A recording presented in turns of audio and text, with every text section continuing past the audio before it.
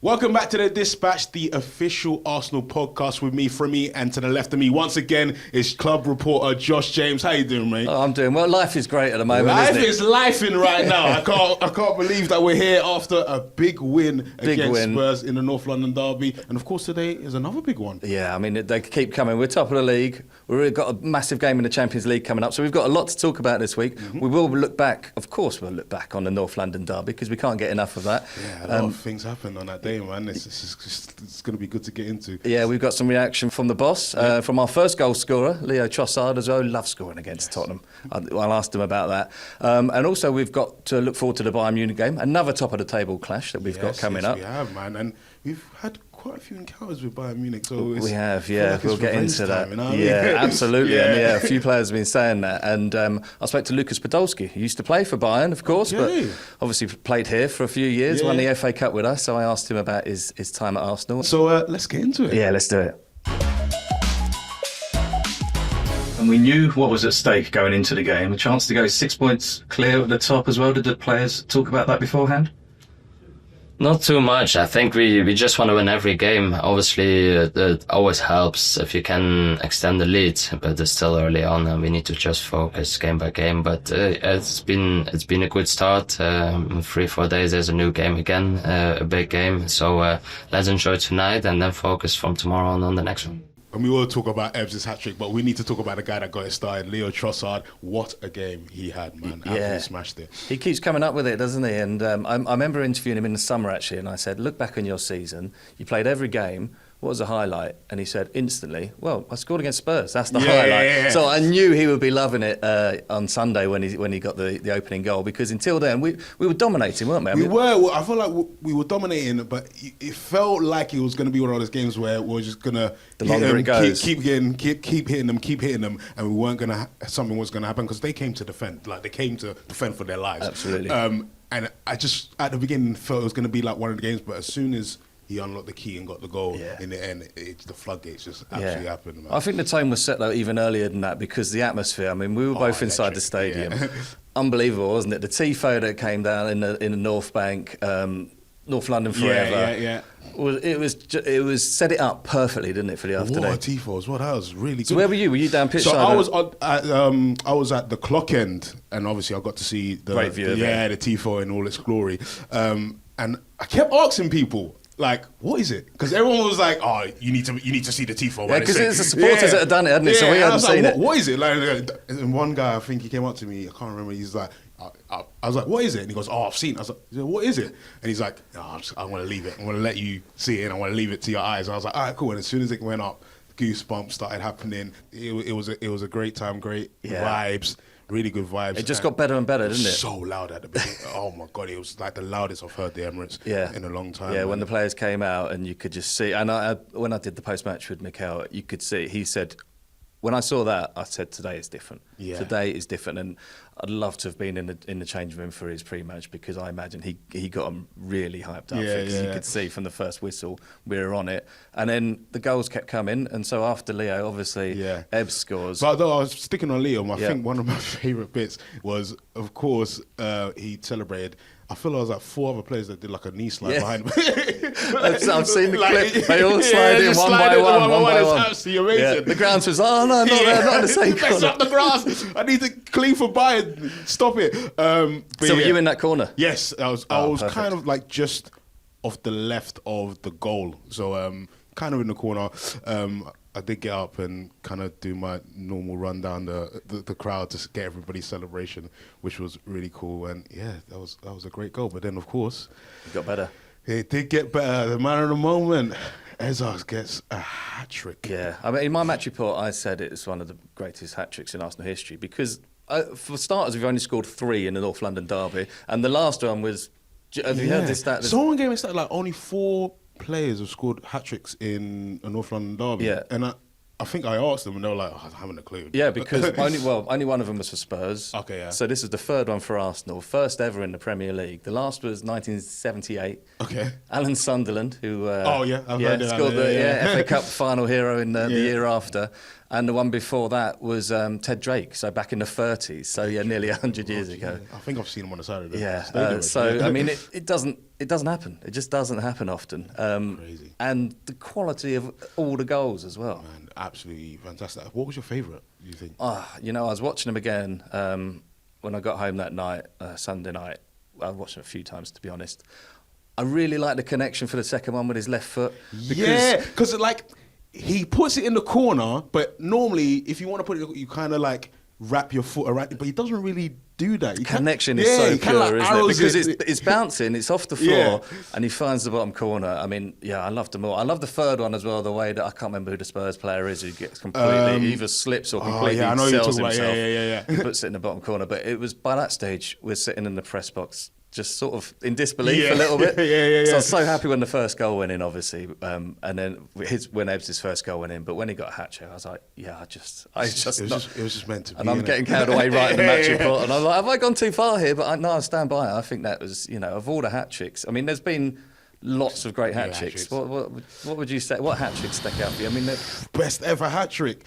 Also, I was looking. We've only had, just while you're thinking of one, we've only had 6 since Arteta's taken over. I mean, they're not 6 hat tricks. Yeah, because lately this team kind spread the goals around. Yeah. So Ober's had a couple, hasn't he? Obviously Thierry is the master. He scored the one on the final day at Highbury. Liverpool. When we 4-2? Yeah. He scored a hat trick? Yeah, famous actually. That might be up there. That's got to be up there. That's got to be up. Dennis Bergkamp, way back, scored one unbelievable hat trick away to Leicester when he got his famous goal. Is that when he whips it like the top corner? Yeah. Okay, I remember that one. That was early on. That was one of my favourites. But I think, we're going back quite a way there. Like certainly in recent times. I'm trying to think recent times. So Ober scored a couple and... Gabriel Jesus scored one last season. That was the most recent one against Palace. Eddie Nketiah got one against Sunderland. Yes, of course. There's not been that many. So I mean, what a day for him. But it just sort of all worked out, didn't it? Really? Yeah, like what he done there. But the day went absolutely great. Of course, I also got to do a little walk and talk with him as well. Yeah, did you? I showed him his third goal, which. I asked him because I think he does a thing where he kind of goes to lift up his shirt. Yes, and doesn't. For the third goal. Yeah. And I asked him, I was like, "What are you doing? Like, why do you do that?" He goes, "To be honest, He said, "I never scored a hat trick, so I didn't know what to do. Do I take off my shirt or like what do I do?" And then I was like, "But then I was scared I was going to get a yellow card, so I didn't do it." And I was like, "Yeah, probably should have. Yeah, probably done the right thing." It was great having a little walk and talk with him and just being in the moment with him as well. That he got. So you were outside the changing room for the. Oh yes, everybody was just gassed, man. Like if Bukayo Saka was shouting, everyone saying he sounded like the GOAT meme, like he's loud, like. And then I think Raya had, and then Ebbs is giving me a little cheeky smile at the end as well with his hat trick ball. And it was just what a place to be, But I guess it's they enjoy it certainly that night, and then straight away thinking we've got Bayern. Bayern's the next up. Yes. When I spoke to the manager after the game, I asked him, I was like, "Do you enjoy this? Is it straight on to Bayern?" He said, "Well, yeah, we enjoy it tonight, but then as soon as they come in on Monday morning, it's focus Bayern, big game." Let's have a little listen to what he said. Oh, let's do that. A word also for Piero Hincapié, because that's his first Premier League start today. What a game to make us. What a game to start, and as well to replace someone like Gabi, to have that responsibility and to be judged on that. And I think he has to be judged on that and the level that he has delivered today, because from the first minute I think he was sensational. So very happy. And finally, what can a statement win like this do for the team going into what is a really big week and an intensive period of the season? Another great moment on that field, sharing it with our supporters and connecting with that energy, going to the dressing room, enjoy it tonight, enjoy it. And tomorrow, Bayern Munich. We have a massive week. We're going to play probably the best team in Europe at the moment, and it's going to be a massive test for us. So, we all enjoy that result, but there's no real time to think about it now because it's straight onto another big game. Probably the 2 best teams in Europe right now, looking at it on form. They're top of the league, we're top of the league. And the next 2 games, so obviously we've got Chelsea after that as well. Yes, we do. Going into it in such a great frame of mind at the moment, aren't we? So. Yeah, and the Bayern one's really huge because we haven't beat, I think the last time we beat them was in 2015. We owe them, don't we? Yeah, we do owe them. So we do owe them at least a good result here, especially at home. Look at the atmosphere we had against Spurs. We need to bring that same atmosphere against Bayern Munich, and hopefully, we can do the business. Yeah, and Real Madrid last year, and all these big games that we've had, and PSG we beat here as well. So another one to add to the list. It's about time that we added Bayern's name to that list. And actually, I spoke to Martin Odegaard for his captain's notes beforehand, and he said, you know, we know what they did to us when they knocked us out a couple of years ago. And I said, is that? Do you use that as motivation? Do you try to forget about those games? He goes, it's front of my mind. When I saw that fixture was coming round, I was thinking, we owe them. So there's a little bit of revenge in the air. The thing is, I'll probably use it for motivation as well, to film the best social content ever. You've been scarred by... mate, because I didn't obviously go to like the 5 ones, but my most recent one was, I think it was 2-2 here. Right. And then we went away to Bayern Munich and we lost 1-0. And honestly, I think normally I'll just stay in front of the Arsenal fans, but we decided to switch sides this time. So I was on the Bayern side. I think the Ultras? The Ultras were behind me, and they hadn't scored yet. And of course, they score when I'm on the Ultras side, and it went off. Oh, really? Yeah, man. And were you in Arsenal gear? Semi Arsenal gear. It's like those dark colours, but it had like Arsenal stuff on it. And yeah, it just... It's the worst you place. could just feel... It's the worst place to be. The radiant of like their excitement and like fun they're having behind you, and you just sat there like... You got to take it. This just got to take it. You just I want got to get to out take of it. here. Hopefully we can come back, but unfortunately we weren't able to do the business, and I was like, get me home. Yeah, so we owe them this year is basically what you're saying. Definitely, yeah. But you look at their results. I mean, they've basically had won every game until last week when they drew. As I say, both 100% in the Champions League, the new format, this second year of this format. Yeah. So if we can win, I mean, what a huge win that would be as a statement. Still haven't conceded a goal. Conceded at home, at all in the Champions League. Yeah, so there's that to extend as well. Do you have a favourite all-time Champions League game? Oh, all-time! What question? What You've question been there that a long is? Time, so you've seen some what a question! Games. Yeah, you've seen Barcelona. Seen Real Madrid. You know what I did? Obviously Real Madrid last year, but the Real Madrid from the season that we got to the final, which was 2006. Away, home, away. The home game at Highbury. So it's a lot. 0-0, and it's like seems crazy to have a 0-0 as one of your favourite games, but that felt like a huge match because it was like lots at stake. It's quite actually it's quite early after the group stages. It's a knockout game, but Thierry Henry scored the goal at Bernabeu, obviously, famous goal there. But the game at Highbury, this was the Real Madrid team of the Galacticos. They peppered us, man. Jens Lehmann was unbelievable. And we talk about clean sheets this year. That's what that team did. Kept the record number of clean sheets in the run to the final that year. We just did not concede. We played against Juventus. We didn't concede home and away. Real Madrid and Villarreal in the semi-final. Yes. And that is what the whole run was built on. So if you want to go far in the Champions League, you have to be good defensively. Yeah, definitely. You have to be good everywhere, but especially at the back. And that was such a satisfying 0-0 and some great saves. What about you? There must have been a few that you've been to. The Villarreal one was quite big for me. I remember, I think Jens Lehmann scored a penalty. Saved the penalty. Yeah. I think Bukayo gives the penalty. Oh, is it Bukayo? So Riquelme takes a penalty in injury time, is it? Or certainly right at the end. Yeah. And it's like, basically, if we save this, we're going to the final. Yeah. So that one sticks to mind. That's one of my favourites, of course, Real Madrid, home and away, because I just have to combine them. Like, for me, it was just like the best time just to have that. Unbelievable. I was a rare game I was as a fan, actually, Real Madrid away, because wasn't working it, managed to get tickets. Oh, sick. Very lucky to get tickets for that game.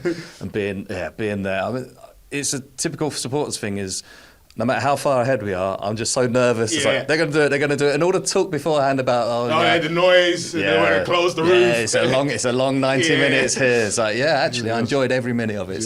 It was long for you.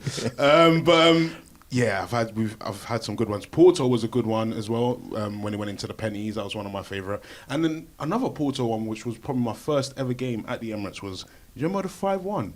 Yeah, absolutely. That was my first ever game at the Emirates. The funny story is I was late to the game. Okay. And unlike you. I know, right? And I walked up the stairs, and as I walked up the stairs, we had scored a goal. And the person that scored a goal was Sami Nasri. Now, if you remember that goal, it was like probably one of the best goals I think scored. Nasri did score a few decent goals. He literally ran through everybody and scored. But I had never seen it. And everyone was like, oh, it was a good goal. So I'm just there like, okay. And I get home and I'm like, as if I've missed one of the best goals to be scored in the Champions League. Like, I was fuming. You know your way around now, so even if UEFA make you go the long way, you need to get here early then tonight. You need to get here. Things I do get quite early. I have a little routine. No one's said, is this a superstitious routine? Go on, talk me through it. So I come early. Yeah. How early? 8 o'clock kickoff. So what time are you getting here? If it's at 8 o'clock kickoff, I'll get here maybe 3 hours before. Okay, 5 o'clock. Which is a bit early. I could probably come here 2 hours before. There's people milling around much before that, though. Definitely. And what I do is I'll walk around the track, say hi to whoever's on the track, and then I go get my seat, which is like, if I'm pointing, but you guys don't know what I'm pointing at.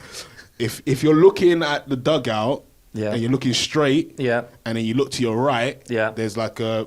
Towards the North Bank corner? Yeah, there's a... What do you call it? Where they roll stuff in. The service door. Right, sorry, the other corner. Okay, so that's the hole in the stadium. Where the away fans are. Yes, where the away fans are.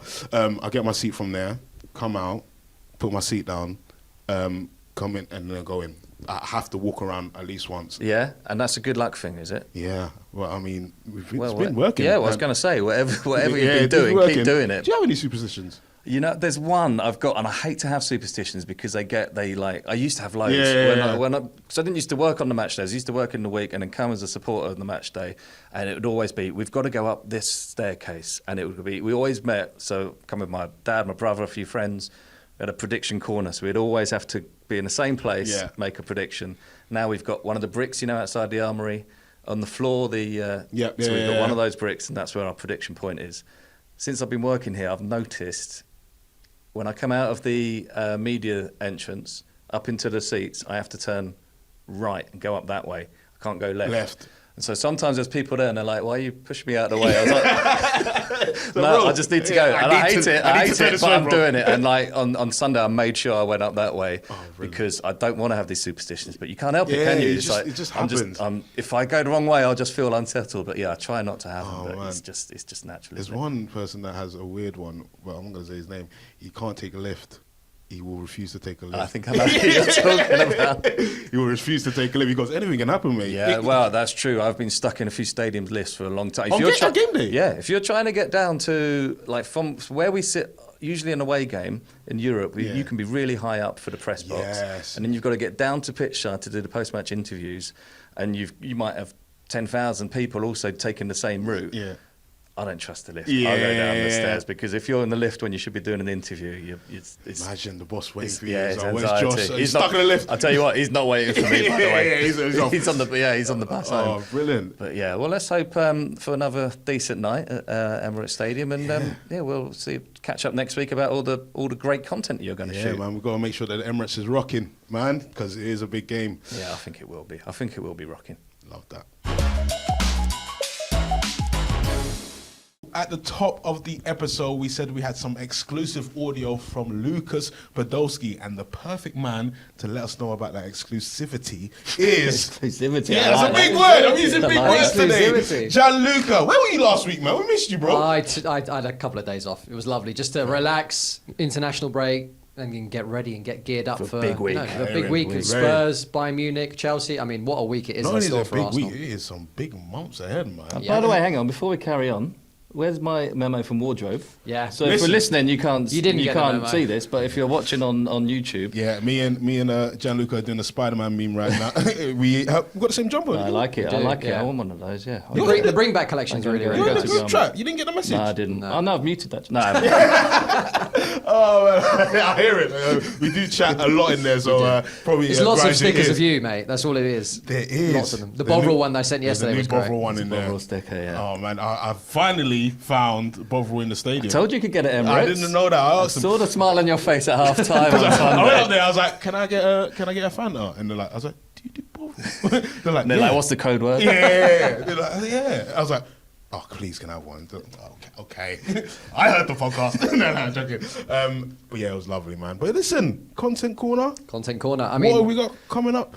I think we're going to be covering every single angle of every single goal that we scored against Spurs across anything. Cinematics we've got going out, we've got slow-mos, we've got multiple views, Ebbs' hat-trick, obviously Leandro Trossard, we had the social phone goals captured by yourself as well and some of our social media producers, so those knee slides right in front of you. I think it was just perfect timing, poetic in terms of what they were doing, wasn't it? Poetic, man. Listen, 4 knee slides after 4. Yeah, it's insane. Yeah, it's crazy. That's crazy. What else have we got coming up as well? We've got, obviously all the Bayern Munich build-up. I think one of the great things that we have here at Arsenal in the community aspect as well is that we had someone sitting in the North Bank for us. Well, we reached out to Rocky, who's a friend of the show, friend of people here at Arsenal, and he captured just literally the post-match celebrations after the game from the North Bank as the players were making their way around, applauding, and we stuck this scoreline on top of it, and I think it was one of our best performing pieces of content of the weekend. Yeah, I did see that actually. Yeah. Something so simple. We've been trying to do it for the away games quite a bit over the course of the season. We had it at Newcastle United at the start of it as well, and hopefully Chelsea this weekend. When I'm going to be sitting in the away end as an Arsenal supporter. I'm working Chelsea. Are you working Chelsea? I'll be working Chelsea. We'll all be there in different terms of respect. Are you going as a supporter? As a supporter, this time. You're still going to be you'll get your phone out, won't you? Absolutely. Well, I'm going to hope to get something similar towards the end, as many reactions as possible, and all the celebrations. This guy's never off the clock, right? Never off the clock. Never off the clock. Got to be in amongst it, don't you? Because you just don't know those little moments that you just pick up on, the most shareable pieces of content. Everyone resonates with it here in the stadium as well, and away from home as well. So it's great. So what else do we have coming up? It's a women's international break at the moment as well. So obviously the girls are all out with their respective nations, but we have got a great piece of content with Alessia Russo coming early this week called Be the Arsenal Player. Yeah, I was there. You were there for that one. Really Obviously 3 Arsenal supporters going head to head with Alessia to try and see who's got the best knowledge here at Arsenal, and it's a really, really great piece of content and something we do quite regularly here at the club. I've actually got another one with Miles Lewis-Skelly coming a little later down the line as well. Oh, brilliant. I'll tell you who you would have loved to have worked with in the media team was Lukas Podolski. I bet, yes. When he was here. I know you would have seen a lot of the content as a supporter, but he was... Talk about club days. He owned club days. Imagine he done the cardboard. What his cardboard would have. That would have banged so much. Yeah, that would have been really, really good. You know what? We could do. But the thing is, he's still playing. No way. He's 40. He actually? He's still playing. Top in the Polish league, Polish top flight. I think they're top of the table. His team. So I caught up with him before the Bayern Munich game. Obviously, as one of our most famous Germans. He's still playing at 40. So fair play to him. So Santi, one of his teammates, obviously. I spoke to him about all sorts of things, but asked him about when he signed for Arsenal. Can you remember that first conversation with Arsene Wenger? He said it was Arsene. He was outside his apartment. Arsene called him up, and he goes, "That conversation was enough for me. That was it. I'm moving to Arsenal." If Arsene Wenger's calling you up and saying, "I want you here at the Arsenal," it's anything that goes without saying, right? That was enough. And obviously, he played with Mikel Arteta, didn't he? So asked him about him. He said he hopes that he stays here as long as Arsene did as manager, because he's absolutely loving what he's seen from Mikel. And also asked him maybe would he come back as a coach one day? 'Cause you never know. I mean, he's still playing. He's still got a few more days, hopefully a few more months and years in the legs. But he said, you never know. Back in 2012, when you signed for Arsenal, you signed before the end of the season, didn't you? So did you know that the deal was going to happen quite early? I was outside of my apartment in Cologne. Yeah. Then I got a call from Arsene Wenger, and then it was for me like a dream, because I was playing for Cologne, and going from Cologne to a big club to Arsenal and playing in the Premier League was like a big dream for me. Yeah, I think this was one of the best days, because Arsenal, big club, Premier League. Of course I remember the call and the day Arsene Wenger was calling me. So can you remember what he thought about you in the team, what his plans were for you? Yeah. We talk about how's the club and how are the plans with me, with position, and why he wants to bring me and everything. So I felt like, okay, there's a really interest, and that's why I felt after the call, you always have like a feeling like something special, and that's why I decided to move to Arsenal. When we won the FA Cup, in 2014. You must have really enjoyed that. Winning the FA Cup and the World Cup in the same year, I think something special. And I think to being a starting member at the final and everything, playing at Wembley, 40,000 Arsenal fans in the stadium and everything. So this is for me football. This is for me passion, and this is for me that the fans and the people in the club give everything. Yeah, and so obviously you played with Mikel. Did you always think he would go and be a coach and be a manager? You could see it during my time. It was always like a leader, a captain, and you always see in him something more than just a footballer. And that he make a career like that, you never know from the beginning. You just see like, okay, he had some interest in more than just being footballer. And I think he already prepared during his career to be a manager and to be a coach. And nice to see him back at Arsenal and doing a great job all the years. And maybe one day when I stop playing football, he can teach me how to be a good coach, a manager, or something else. And this is nice to have someone like him to be an example how it could work. Yeah, that'd be great. So one day maybe back at Arsenal as a coach and working with Mikel. Yeah, let's see. But I think he can give you a lot of back what he's learning doing his career as a manager. And let's see. I think first let me enjoy some plenty of time on the pitch, and when I stop, then we can think about other things. What a character he was, man. I mean, we would have loved to have him in our content. I don't know if you remember, like, there's a video on our YouTube channel which still exists, and I think it's from like summer of 2012 when Poldy had just signed, and he's going around going, to everyone, and I think it was on one of our tours, wasn't it? Yeah, that was the Poldy sound. Yeah, I think he had a hat with it on as well. He had turned it into a brand. He was everyone was doing that sort of stuff back in those days. Our YouTube channel, you can go back years, can't you? On there? Yeah, it's gold. It's worth having a look. I mean, there's plenty of content coming up.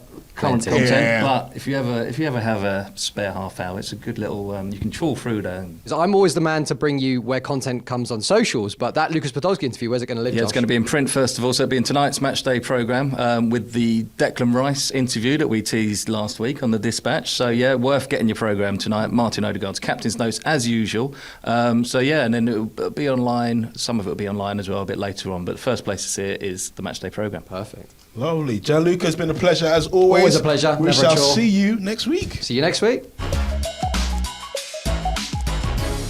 So big game tonight, another big game at the weekend. They just keep coming. You'll be there, won't you, at Stamford Bridge? I haven't actually done an away day at Chelsea, so it should be interesting. I've gone as a supporter. Had some good moments there, haven't we? Yeah, man. I haven't. What's the pitch like? Because I heard it's quite tight. It's all you're all quite close together. The press box is very sort of cramped, and you're right low down. You're near the dugouts actually, so you're near the benches. You can hear a lot of what's said by the managers and the players. So it's a great place to win. I can tell you that. I mean, whenever we've got a victory there, the away support is really close in that corner. So that's the place you want to be. To be honest, I'm quite happy with these ones because it's not as far to go. I mean, we went to Sunderland, went to Newcastle. It's about time we had a few London games, isn't it? Like Brentford as well. Brentford next week on Wednesday. So it's all happening. Away days, man. It should be good. Yeah, I'll look forward to seeing what you get up to there. Then, so we'll be back next week, will we? Yeah, we will be back. You're coming to Chelsea, right? I'll be at Chelsea, absolutely. I will see you at Chelsea. But guys, this is this episode of The Dispatch. If you are new, make sure you subscribe to wherever you get your podcast. And if you want to see this full video, absolutely, visuals, you go over to YouTube or Arsenal.com where you can get to see our beautiful faces. Josh, I shall see you next week. What a week it's been. Let's make it another good week, shall we? Let's make it a good week. In a bit, guys.